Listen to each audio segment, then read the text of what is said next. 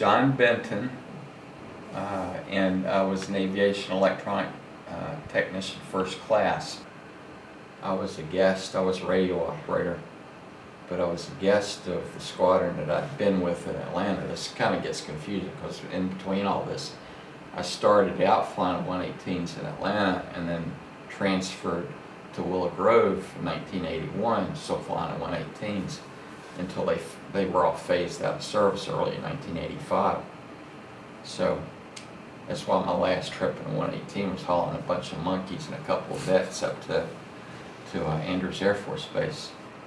And because the Navy has, I guess they still have these Navy enlisted classification, NECs they call them. Mine was for radio operator, which it was the same NEC on the P3 as it was for 118, and I knew people over at VP 66 at Willow Grove, and I just called over and said, this is what's going on, because they weren't going to let me fly the DC-9s. When I got DC-9s, they weren't going to let ATs fly those. So it didn't make sense, you know, I could just go right next door and keep flying. So that's what I did. I called a phone call the next day. I had orders and went over, and then I flew P3s for the next 10 years. So it was Fort Willow Grove, almost Fort Willow Grove, and I got transferred to Andrews with VP 68 at the end of 1988, and I stayed with them until early 1992, and I got transferred back to Willow Grove, and I went to the ASW Training Center, and it was supposed to teach radio operators, but by then they were already shifting over to the P3Cs, which didn't have an enlisted radio operator. But there were other jobs they needed me to do, so that's what I did until I finished up in 1995. I was board eligible for chief 5 years in a row, or it was 5 years in a row, and never got selected for chief.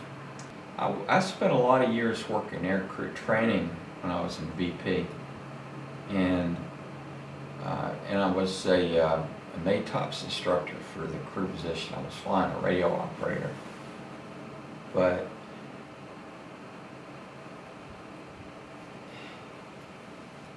you know, we did so well. I mean, if you got inspected by the wing, Commander Reserve Patrol Wing, they had, of course, they were right across the street from us. You got inspected by them and you did well, then it's a big attaboy, and I never failed anything. Not that I didn't make any mistakes, but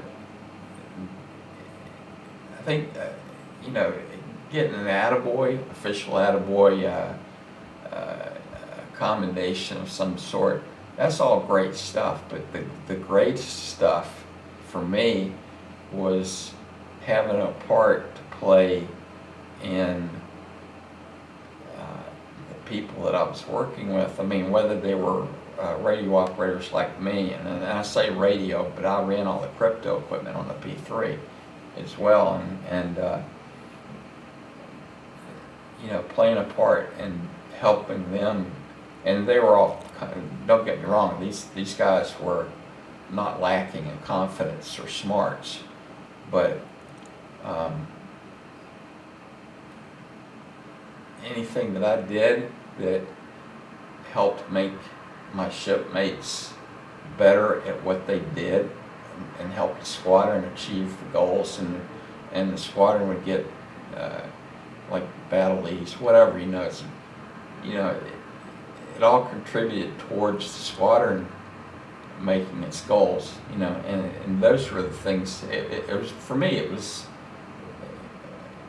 flying the aircraft and working on the aircraft and doing administrative stuff. Those were all good things. I felt good about what I did, but it was really, and I felt this way, I always think this, it's not really so much about the equipment, the aircraft, what have you, it's the people working together and enjoying, you know, not only enjoying each other's company, but as a team, making accomplishments that are recognized by higher up, and whether they get recognized or not, Because there were times that you did a good job, and you knew you did a good job, but maybe nobody said, hey, attaboy. It didn't necessarily need that. It was just knowing that you played a part in success. You know, I mean, you helped your shipmates. Really, to me, to this day, it's more about the people than it is about. I mean, the mission couldn't be accomplished without the people, which says something by itself.